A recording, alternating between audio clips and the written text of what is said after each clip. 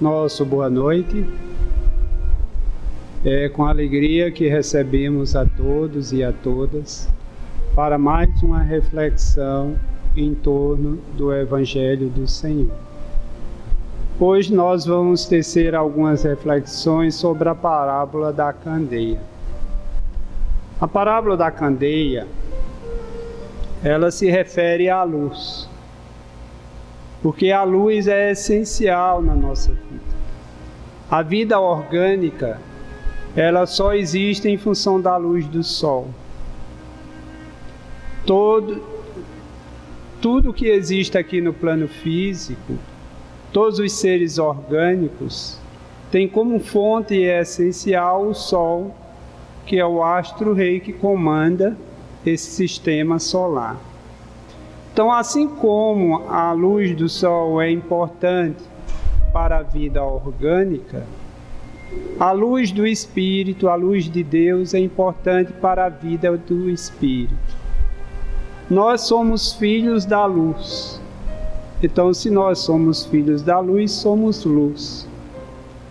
E Jesus veio ao nosso encontro, revelou para todos nós o reino de Deus.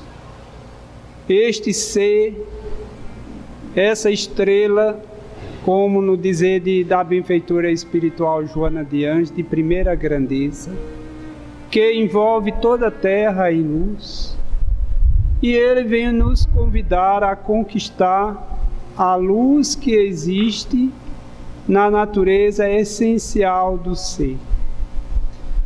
Então, precisamos ter essa consciência de que nas nossas origens trazemos a marca de Deus. E nós precisamos conquistar as nossas origens. E para conquistar as nossas origens, nós temos como meta essencial, que é o propósito de Deus, nos iluminarmos. Conquistarmos a luz em nossa existência. Ou seja, trazermos para a nossa existência a presença de Deus. Deus nos criou com livre-arbítrio e nos deu responsabilidade. Ele nos ofereceu aquilo que é essencial para que nós possamos avançar, nos aperfeiçoarmos e conquistarmos a luz. Ele deixou em cada um de nós potenciais de luzes, ofereceu os meios, os recursos necessários, nos colocou num planeta que nos oferece as condições necessárias para que nós possamos conquistar a luz que trazemos em nós. Como os espíritos da codificação definem o espírito como uma centelha. O espírito que somos, ele está revestido de dois corpos. O corpo espiritual, que é o perispírito, e o corpo físico, biológico, que tem uma vida limitada, uma vida curta. Mas enquanto que o corpo espiritual, que é o perispírito, ele tem uma vida longa, porque à medida que o espírito vai conquistando a luz, vai iluminando o corpo espiritual. E o corpo espiritual vai se embelezando, tornando cada vez mais jovial. Então somos de Deus, para Deus fomos criados. Nós existimos em Deus porque nós não poderíamos existir se Deus não estivesse em nós. Nós não poderíamos ter nos criado a nós mesmos. Se nós existimos, é porque Deus nos criou. Quando Deus, como Pai amoroso, todo o seu universo é regido por leis sábias e imutáveis. O código divino está impresso em toda a criação. Nós trazemos na nossa alma os códigos divinos. E Jesus veio nos revelar este código através do seu Evangelho, que ele conquistou. Então Jesus conquistou o Evangelho em si mesmo, porque ele alcançou a vida de plenitude. E a vida de plenitude significa dizer que Jesus conquistou a inteligência plena e o amor pleno.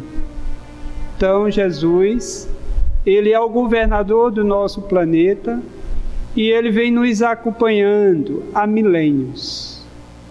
Reencarnação, vem nos assistindo, porque Jesus coloca-se como mestre, modelo e guia para que nós possamos, com Ele, aprendermos a nos amar. Então Jesus sintetizou todo o seu evangelho no amor a Deus acima de todas as coisas, no amor ao próximo como a si mesmo. E acrescentou o amor aos inimigos para que nós pudéssemos ter um entendimento melhor do sentido, do significado do amor ao próximo. Porque na aliança velha, os judeus consideravam o próximo como os amigos e aqueles que faziam parte da sua religião. Família, amigo e aqueles que comungavam com as suas crenças. E os demais eram considerados inimigos. Então Jesus veio nos falar de uma lei universal. E Ele vivenciou esta lei. Jesus nos ama a todos indistintamente. E veio nos convidarmos também a conquistarmos como meta essencial para as nossas vidas o amor a todos. Então nós trazemos no Espírito o DNA de Deus, assim como o corpo traz o DNA dos pais. O DNA de Deus é a marca de Deus na nossa alma. Nós fomos criados por Deus para sermos felizes. E a felicidade, ela está fundamentada na compreensão e na vivência das leis de Deus. Quando nós passarmos, à medida que nós formos compreendendo e vivenciando a lei de Deus, nós vamos construindo a felicidade. Quando a vivência da lei de Deus se der na sua totalidade, nós conquistamos a felicidade completa. A felicidade não é uma conquista do exterior, de fora para dentro. A felicidade é uma conquista de dentro para fora. É como as virtudes. As virtudes são conquistas de dentro para fora. E os vícios são conquistas de fora para dentro. A pessoa vai se viciando através dos objetos dos vícios. Vai se apegando à vida material e vai desenvolvendo o egoísmo. Vai se achando tal, vai desenvolvendo o orgulho. E tudo isso se dá pelas conquistas materiais, pelas riquezas, pelas posições sociais que ele ocupa, pela força física, e ele vai naturalmente desenvolvendo em si o orgulho. Então nós trazemos inúmeras imperfeições na alma, porque nós já passamos por múltiplas existências, não foram nenhuma nem duas, mais de centenas. E durante o transcurso dessas existências, nós nos identificamos muito com a terra, em detrimento do reino de Deus. E essa identificação com a terra, nós passamos a conquistar imperfeições na alma. E essas imperfeições, elas foram nos distanciando de Deus. E vem Jesus, há mais de 2000 anos atrás, convidar-nos para que nós possamos nos empenhar em conquistarmos o Evangelho do Senhor em nossas vidas. Nós confundimos muito o Evangelho com o que está grafado nos livros. Mas o Evangelho que está grafado é para ajudar-nos a fazer uma leitura do Evangelho na nossa natureza, na intimidade do nosso ser. Fazer a leitura dos códigos divinos em nós mesmos e procurarmos com a ajuda dos mestres, porque é impossível conquistar o Evangelho sem a ajuda dos mestres. E em particular nós temos Jesus como mestre por excelência. Então Jesus, por ter conquistado o Evangelho em si, ele veio nos revelar. A vida de Jesus é o seu Evangelho. E nós precisamos conquistar o Evangelho. Mas para isso, Jesus, ele falou-nos dos propósitos divinos e ele revelou-nos para todos nós parábolas, várias parábolas, para que através dessas parábolas nós pudéssemos ter uma compreensão melhor do que Deus espera de cada um de nós. Os ensinamentos deixados por Jesus é a sua própria vida, porque todos os ensinos e as lições que Jesus deixou, ele vivenciou todas em feitos de amor. Ele exemplificou todas as suas lições durante a sua estada na terra, interagindo com as pessoas e levando a luz da esperança aos espíritos e os homens que passam por aflições as mais variadas. Então Jesus veio nos falar de que é necessário meditarmos em torno do Evangelho e procurarmos compreendê-lo e vivenciá-lo, porque nós não conquistamos o Evangelho sem a prática, sem a vivência. E nós só seremos reconhecidos cristãos pela vivência do Evangelho. Não basta só conquistar o Evangelho na cognição. É necessário vivenciarmos o Evangelho, exercitá-lo, torná-lo, o Evangelho, presente na nossa alma. É como um aluno que faz licenciatura. Ele terminou o curso de licenciatura, mas ele só é reconhecido professor quando começa a ensinar. É como um médico que faz um curso de medicina, mas ele só é reconhecido médico quando passa a praticar a medicina, acolhendo os seus pacientes. Então, assim é o Evangelho do Senhor.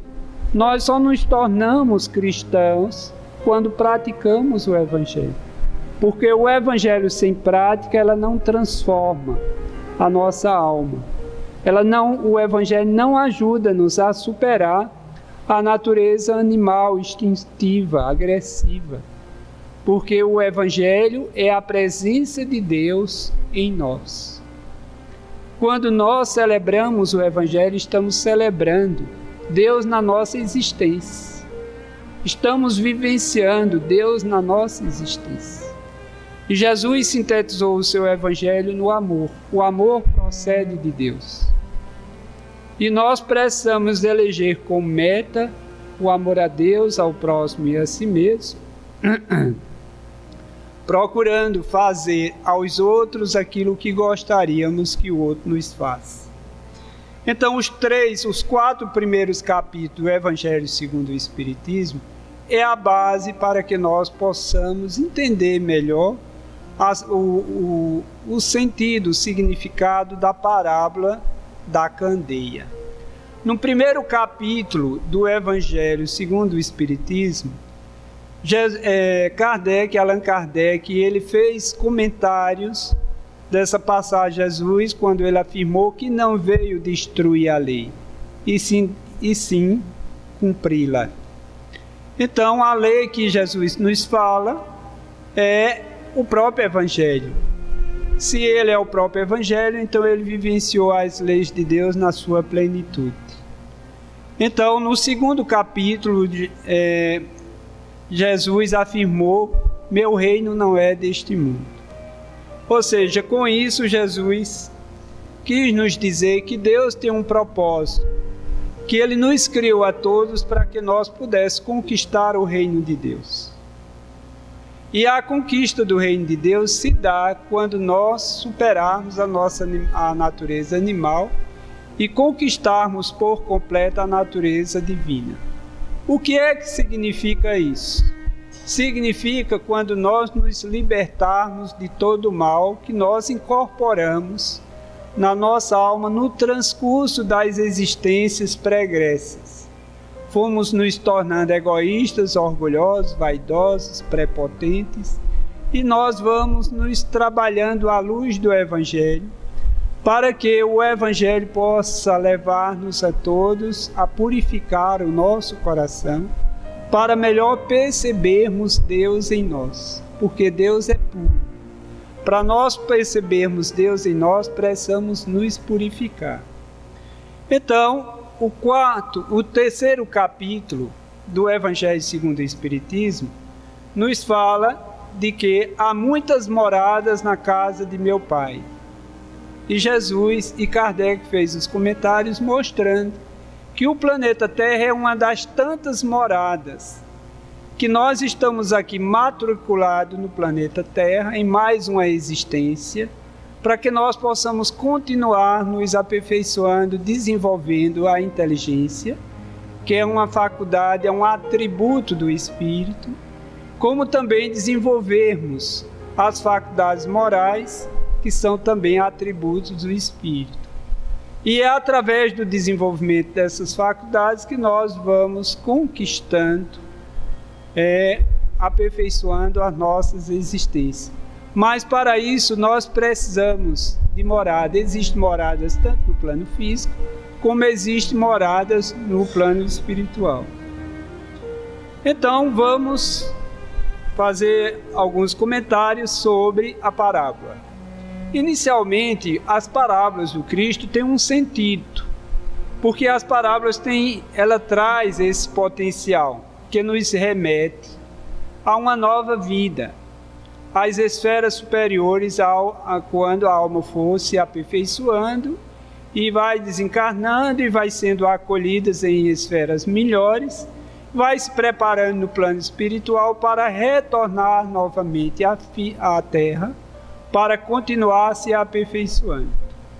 E para isso, com o propósito de conquistarmos a luz, porque as parábolas em si, elas trazem uma bagagem histórica, porque elas foram reveladas, apresentadas com símbolos, alegorias, metáforas, falando um pouco, revelando o contexto da época, para que Jesus pudesse, a partir dessas parábolas, levarem as pessoas a perceberem o conteúdo moral. Perceber justamente, compreender melhor o que é que Deus quer de cada um de nós. Qual é o propósito de Deus para as nossas vidas. Então vamos à parábola da candeia. Ninguém acendendo uma candeia coloca em um lugar escondido, nem debaixo. Existem algumas traduções que falam sobre debaixo do alqueire. Mas a tradução melhor, segundo Haroldo Dutra, que traduziu o Novo Testamento do grego, ele diz que é melhor debaixo do módio. Porque alqueire, para nós, tem muitos significados. É uma medida que muitas vezes as pessoas usam para ter uma dimensão de terrenos, de propriedades, né? Enquanto que módios, ela é considerada como um vasilhame. Então, continuando a parábola, diz: mas sobre um candeeiro, para que os que entram vejam a luz. Então, vamos ver o sentido dessa parábola. Aí ele continua aqui no versículo Lucas 11, 33 a 36. A candeia do corpo é o olho. Sempre que o teu olho estiver simples, teu corpo inteiro também está luminoso. Mas quando estiver mau, também o teu corpo estará em treva. Portanto, examina-se, pois, que a luz que em ti há é trevas. Portanto, se todo o teu corpo inteiro for luminoso, não tendo parte alguma escura, será totalmente luminoso, como quando a candeia te ilumina com um raio. Do Novo Testamento, tradução de Haroldo Dutra. Então vamos ver, porque lendo essa parábola a pessoa não entende nada, né? Ao pé da letra, literalmente, diz que danado é que Jesus quis dizer com isso. Então, o significado dos símbolos. Quando ele fala de candeia, está se referindo à luz. A luz significa conhecimento, desenvolvimento da inteligência, valores morais, a verdade, não a verdade dos homens, mas a verdade de Deus. Então, todos os valores morais, eles representam luz. Então, o indivíduo que se ilumina é o indivíduo que vai se tornando virtuoso. É o indivíduo que vai desenvolvendo sabedoria. Ele vai iluminando-se e vai usando justamente destes valores virtuosos para servir a Deus através do próximo. Candeia. A candeia aí, a simbologia da candeia, é uma lamparina de barro alimentada por óleo. E esse óleo, na época, era usado o azeite de oliva, utilizado nas residências e nos templos. Porque na época de Jesus não existia luz elétrica. O pessoal, para iluminar o ambiente, o espaço físico, precisava fazer uso da candeia. A candeia tinha um bico, né, a candeia da época. Essa candeia da zona rural que as pessoas usam, elas são diferentes. Ela tem um bico, mas muitas candeias são constituídas de lata, de alumínio, ou seja, de zinco, né? Então elas têm um querosene, né? O óleo diesel, tem um pavio e justamente a luz aí se faz. Então, módio era medida romana para coisas secas, ou seja, vasilhas que botavam cereais. E esse módio ele conseguia, ele media 35 litros de cereais. Mas também tem outras tradições que afirmam que o módio também era usado para guardar o óleo de oliva, para usar nas lamparinas. Então, por que módio? Porque era comum na época as pessoas usarem a lamparina, a candeia, aliás, usar a candeia. Quando apagava a candeia, botava debaixo do módio. Ele só botava debaixo do módio se essas candeias estivessem apagadas. Por isso que Jesus se refere à parábola dizendo que ninguém acendendo uma candeia coloca em um lugar escondido ou debaixo do módio, mas sobre o candeeiro, para que os que entram vejam a luz. Então, essa candeia era botada sobre um candeeiro, em outras traduções fala velador, em outras candelabro. Mas o que importa para nós é que essa candeia era colocada num lugar que toda a sala ficava iluminada. Quando as pessoas adentravam no ambiente, eles naturalmente transitavam naquele ambiente em função da própria luz que ali havia. Essa candeia, em algumas traduções, diz que esse candelabro, ou seja, esse candeeiro ou esse velador, que tem algumas traduções que falam sobre velador, é um disco de madeira que era preso no teto da casa, tinha umas correntes, e as pessoas botavam a candeia. Ficavam numa posição alta para que todos vissem. Aqui no Nordeste usa muito na parede, fixa na parede e bota o candeeiro ali. Então, o velador, né, isso é o sentido físico, mas vamos ver agora, nessa parábola, qual é o sentido moral. A candeia, ela representa a luz na alma. Então aqui Jesus nos convida para que nós possamos colocar a luz que conquistamos na alma, de modo que todos vejam. Como é que nós possamos colocar a luz de modo que todos vejam? Vivenciando o Evangelho, porque o Evangelho é luz. Devemos colocar a caridade sobre o velador, certo? Ou acima do candelabro, para que todos vejam. Porque como aqui na Terra há uma predominância do mal sobre o bem, o mal é comum, o bem é incomum. porque há uma predominância nas estruturas da nossa alma. Cada um de nós há um misto de luz e sombra. Nem conquistamos a luz por completo e nem somos todos trevas. Há um misto, como há um misto de virtudes e vícios, como há um misto de ignorância e sabedoria e conhecimento. Porque como nós já vivenciamos muitas existências, já houve conquistas, experiências bem-sucedidas e experiências mal-sucedidas. Então, aqui o velador, né, ele é o bem que nós vivenciamos. É a caridade, devemos colocar a caridade, ou seja, a candeia sobre o velador, que significa não devemos acender a luz e colocá-la debaixo de um vasilhame. O que é isso? O que é que significa isso? Colocar a luz debaixo de um vasilhame é quando o indivíduo conquistou a luz e, por falta de oração, de vigilância, de cuidado consigo mesmo, né, muitas vezes deixa em certos momentos da sua existência que a sombra sobreponha a luz.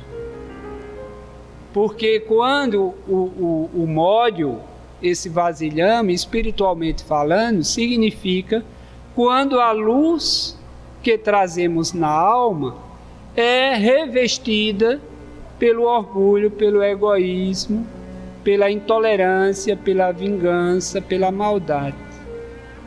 Então, todo sentimento de criação humana, ela é sombra. Todas as conquistas divinas, os valores divinos que faz parte da sua presença em nós, é luz. Então, para que nós possamos superar as sombras, nós precisamos nos esforçarmos. O esforço, ele se faz necessário porque nós não conquistamos nada sem esforço. Como afirma aqui no Livro dos Espíritos,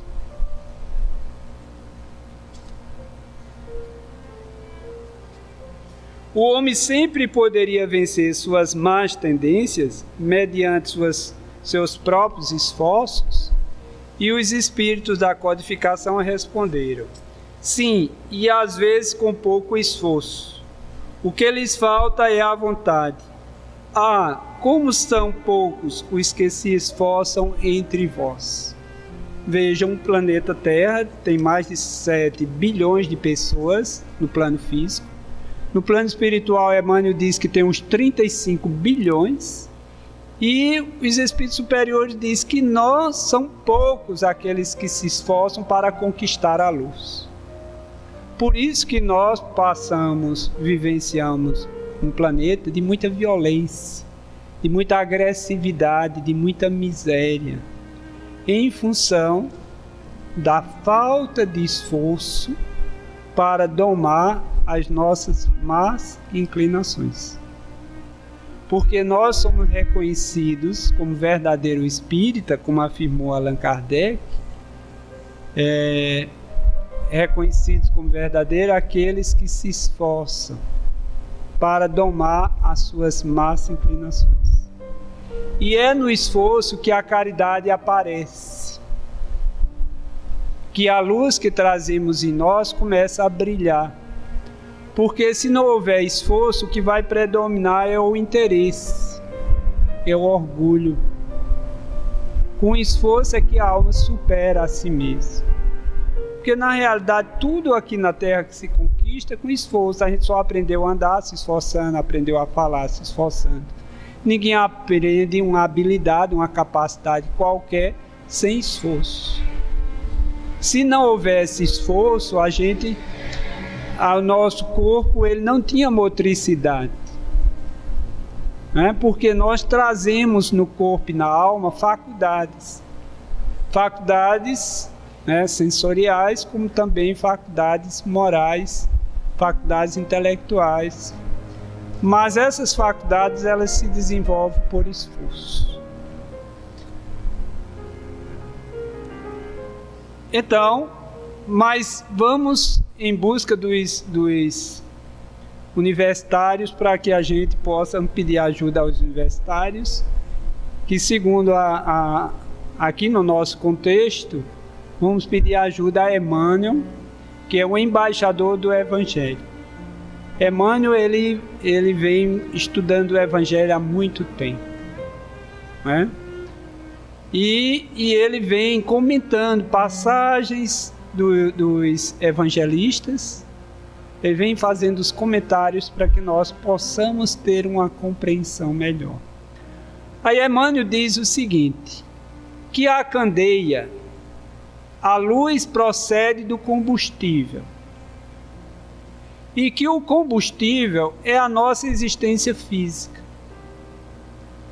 é os recursos que Deus nos oferece, são os talentos. A vida física é o combustível.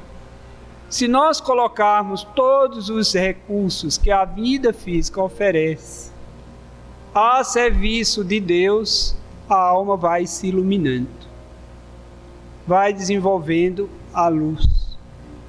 Ele diz, a lâmpada consome força ou combustível. Então, toda a nossa ação aqui na Terra vai consumindo combustível. Por isso que a nossa vida física aqui, ela é curta.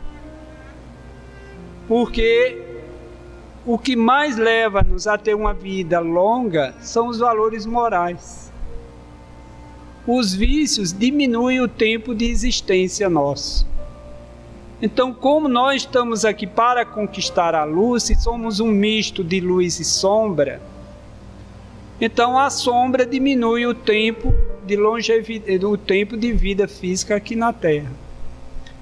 Então ele diz, sem o sacrifício da energia ou do óleo não há luz. Ou seja, sem o sacrifício da vida física, porque nós precisamos sacrificar. Sacrifício significa um ofício sacro. Sacrificar o orgulho, o egoísmo, que encobre a luz, para que a luz apareça.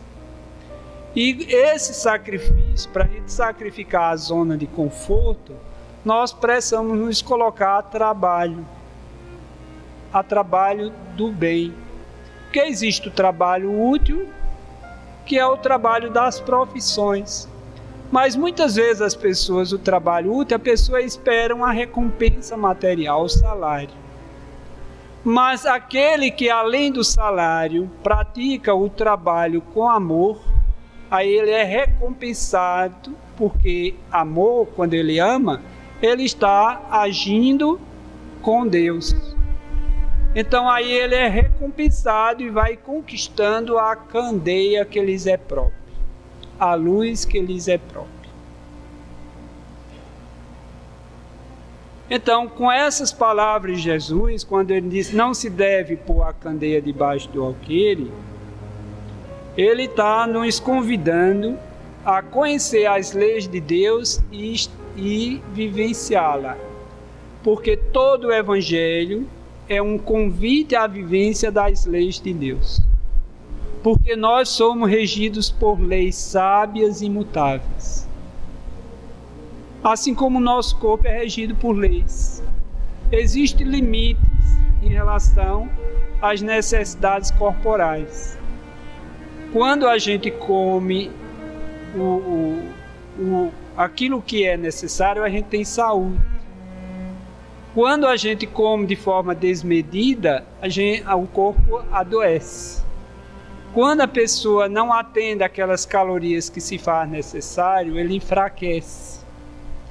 Então isso é a lei que normatiza as necessidades do corpo físico. Do mesmo jeito é o sono, é regido por leis. Se a pessoa dorme excessivamente, sofre as consequências. Se ele dorme de menos, também sofre as consequências.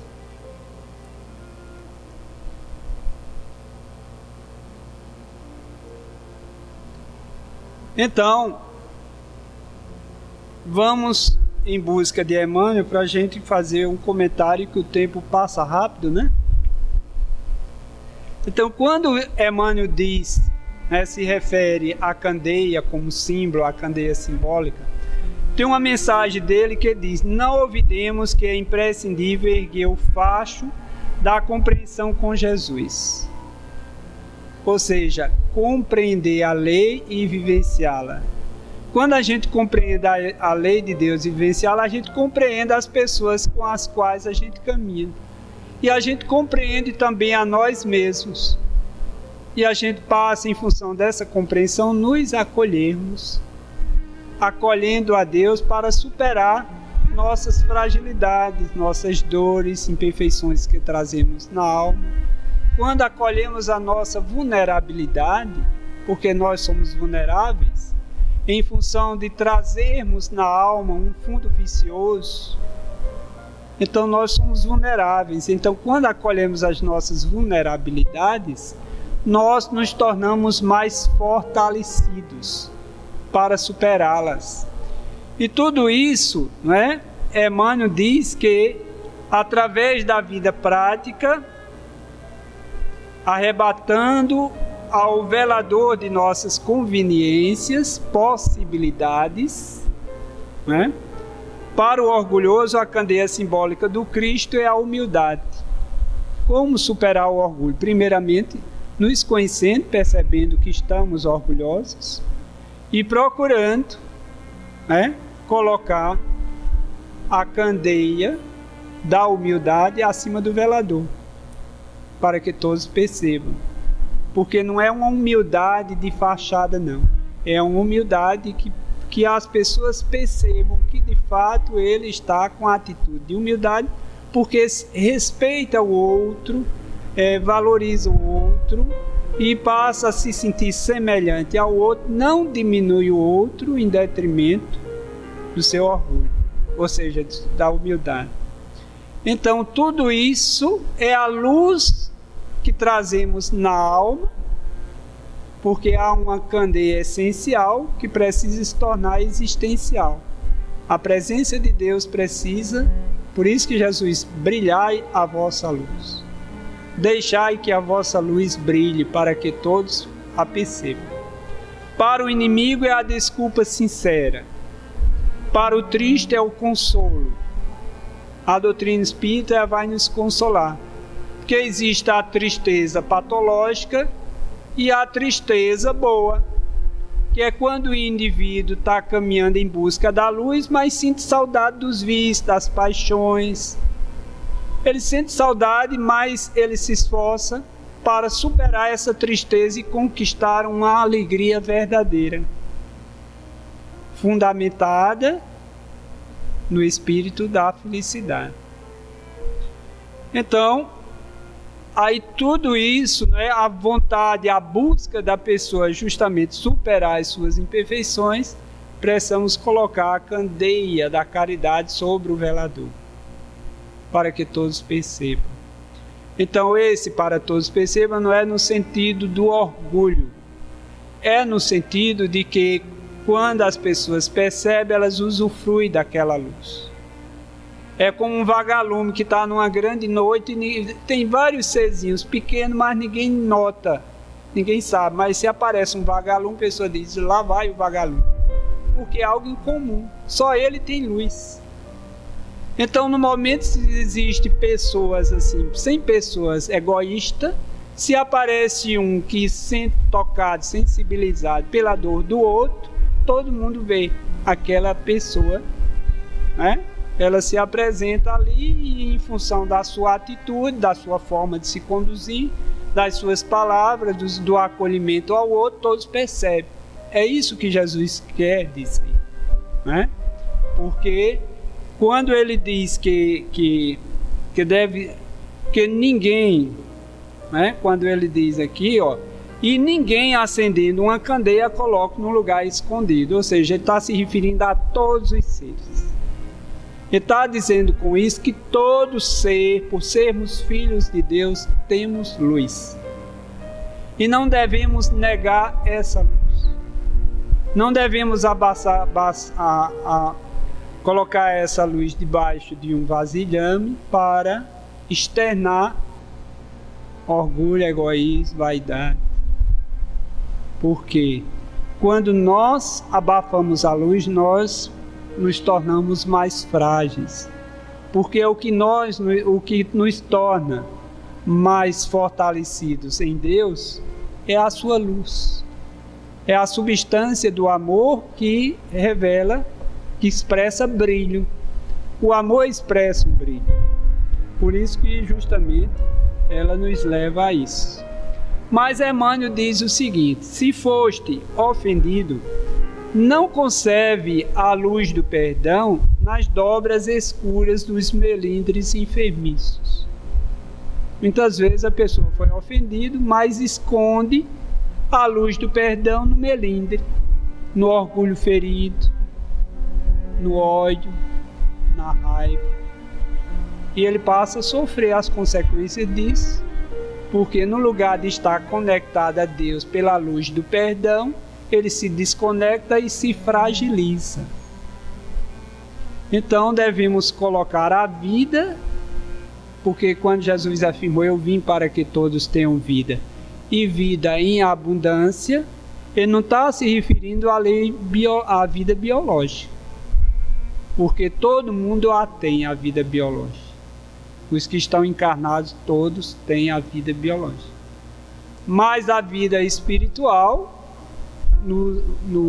como Jesus se refere: eu vim para que todos tenham vida, porque vida ela se expressa através da presença de Deus em nós. Não há vida sem Deus. Por isso que a vida do Espírito, quando nós conquistamos Deus, conquistamos a vida em abundância. E a conquista de Deus em nós se dá pela vivência do Evangelho. Aí Emmanuel continua: se foste surpreendido pela provação dolorosa e áspera, não enterres o talento de tua fé no pantanal do desânimo. Devemos ter confiança em Deus. Fé é confiança em Deus. Aquele que confia em Deus, confia em si mesmo, agindo com Deus. Porque o que adianta a pessoa confiar em Deus e não cultivar a esperança? Esperança é do verbo esperançar. Não é esperar, não. Muitas vezes a pessoa acha que esperança é do verbo esperar. Não, esperançar. Porque é uma espera ativa, proativa. Aquele que cultiva a chama da esperança e se coloca a serviço do bem, do amor, do perdão, da resignação diante suas aflições, ele vai conquistando a luz, saúde, a luz, paz, a luz, felicidade. Aí Emmanuel diz: traze a tua viagem na terra em companhia do amigo celeste. Devemos caminhar com o mestre como aprendizes. Porque essa passagem da candeia, Jesus se refere aos discípulos. Mas como Jesus hoje não convive diretamente conosco, nós somos discípulos da doutrina espírita. A doutrina espírita é a nossa mestra. É Jesus de volta, ensinando-nos. E nós, ao estudarmos o Evangelho à luz da doutrina espírita, estamos convivendo diretamente com Jesus. Porque as palavras da doutrina espírita são palavras do Mestre, que foram grafadas em livro para que nós possamos incorporá-las, imprimi-las nos tecidos da alma, iluminando. A única forma de iluminar os tecidos da alma é imprimindo os princípios da doutrina espírita, que nos convida a vivenciá-lo. Reencarnação é um princípio que, através desse princípio, nós vamos conquistando o espírito imortal que somos, vivenciando valores imortais. Porque quando se fala espírito imortal, se a gente crê que o espírito é imortal e vivenciamos valores mortais, como os valores do mundo. Então, essa crença não está bem fundamentada.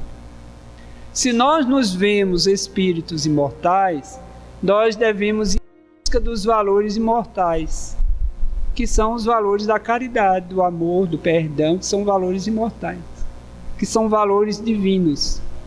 Quando conquistado a luz, a alma se ilumina. Auto-encontra-se. Encontra-se com a natureza de Deus em nós. E, naturalmente,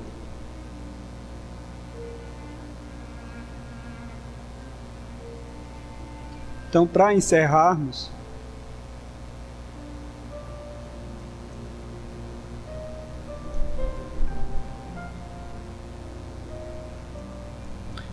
tem uma passagem aqui em Mateus que ele diz: assim brilhe vossa luz perante os homens, para que vejam as vossas boas obras e glorifiquem a vosso Pai que está nos céus. Veja que essa passagem diz: assim brilhe vossa luz, é porque há uma luz. Se não existisse uma luz em nós, Jesus não iria convidar para que essa luz pudesse brilhar nas nossas relações. E Emmanuel, ele diz o seguinte: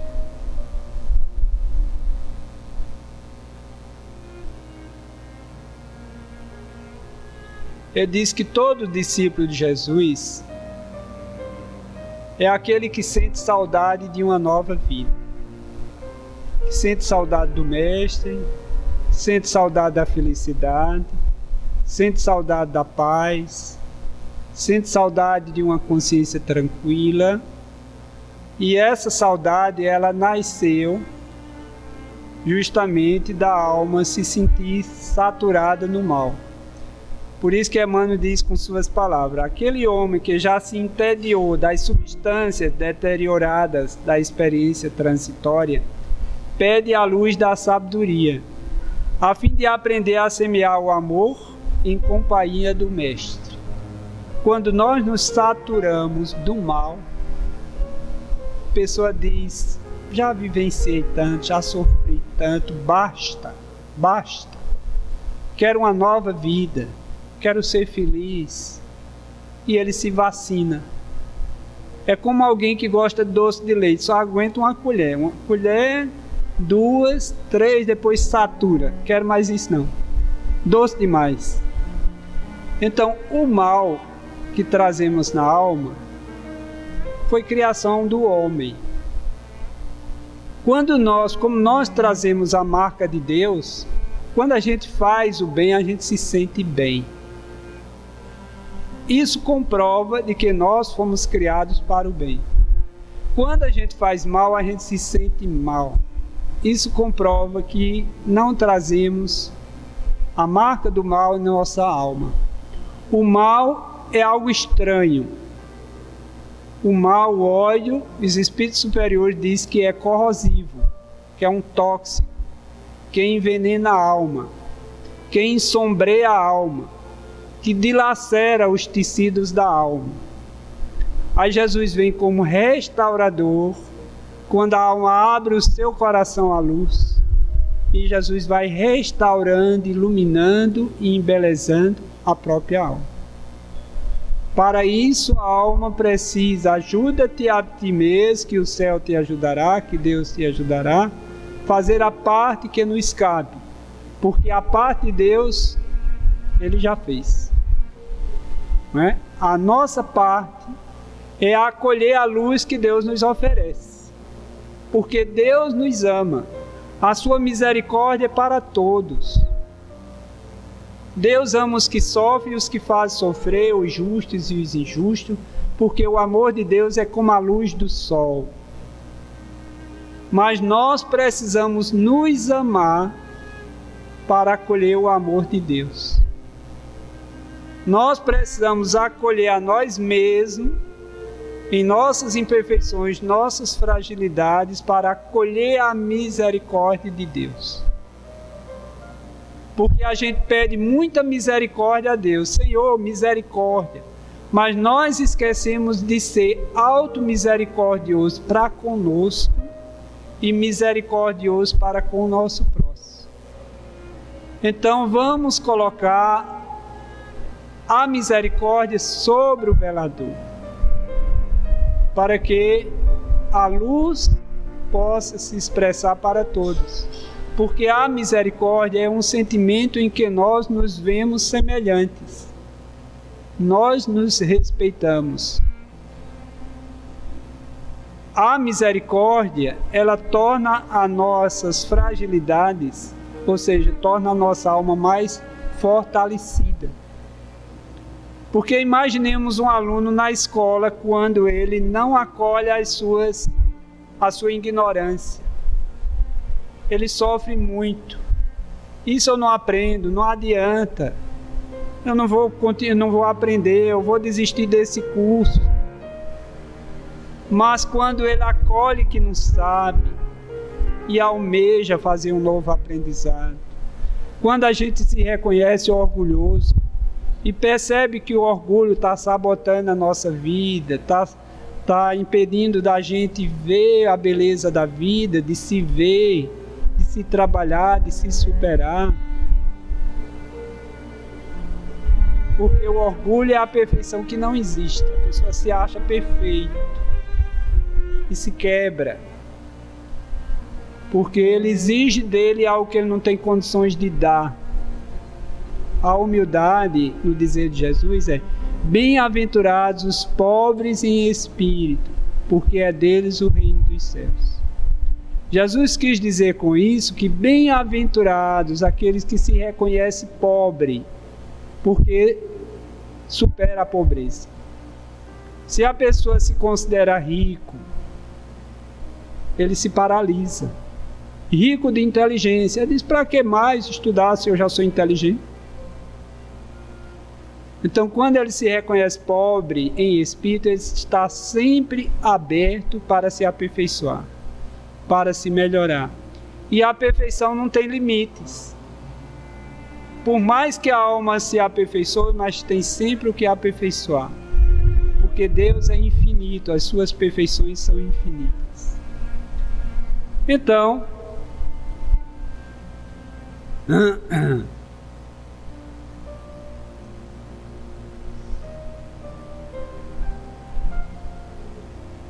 para encerrar, já disse 2 vezes. Então, Emmanuel diz o seguinte: vale-te, pois, dos luzeiros do caminho, aplica o pavio da boa vontade ao óleo do serviço e da humildade, e acenda o teu achote para a jornada.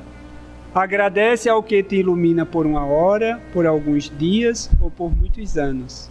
Mas não olvide das candeias, se não desejas resvalar no precipício da estrada longa. Deus é tão misericordioso por saber que a gente não tem a luz, por não ter conquistado a luz, Ele aproxima, pela sua misericórdia, espíritos que conquistaram a luz para nos iluminar. São os guias, anjos guardiões, são os espíritos amigos. E Ele aproxima pessoas com os quais caminhamos, que através daquelas pessoas nos ajuda. É um talento que a gente tem ao nosso dispor, um amigo amoroso, que nos respeita, que nos acolhe, que nos ampara, que nos assiste em nome do Senhor. Mas Ele nos chama a atenção, né? Que a gente precisa conquistar a luz que nos é própria, porque às vezes a gente fica assim, se identificando satélite. A luz do sol ilumina a lua, que belo, que bonito, né? Mas se o sol se ausentasse, acabou-se o brilho da lua. Mas se nós nos empenharmos em conquistar a luz que nos é própria, então nós vamos, né, ser luz na vida do outro. Porque as pessoas com as quais caminham os espíritos, a gente não tem segurança que aquela pessoa sempre está conosco. É um pai que morre, é um amigo que que estava ali presente na nossa vida, dando segurança, confiança. Mas a segurança e a confiança maior é quando nós conquistamos a luz que nos é própria. Porque aonde estivermos, porque a qualquer momento a pessoa que está caminhando sobre a segurança de alguém que tem luz, se ele desencarnar, ele fica muito inseguro. Cadê fulano? Cadê Beltrano? Cadê... Aí ele se sente só. Mas se ele conquista a luz que lhes é própria, aonde ele estiver, estar com Deus. Porque muitas vezes o desespero, a angústia, a revolta, nos desconecta de Deus, e os espíritos superiores estão ali para nos ajudar, e a gente não acolhe a ajuda porque o nosso coração está fechado. Porque como Deus nos ama a todos, não era para existir regiões infernais. As regiões infernais só existem porque as pessoas, os espíritos, se fecham em si. No desespero, na mágoa, no ódio, no rancor, no remorso. Mas se cada um abrir uma fendazinha, por pequena que seja, a luz se faz.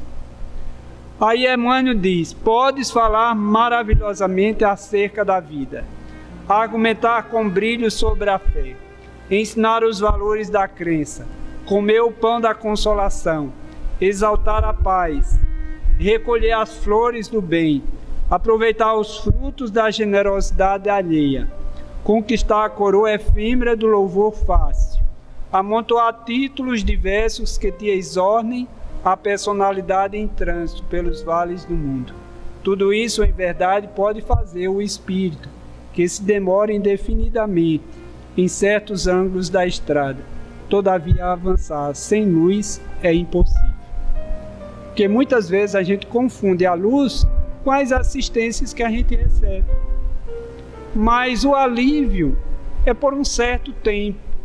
Mas a luz que nos é própria é para toda a eternidade. Que Deus nos abençoe a todos.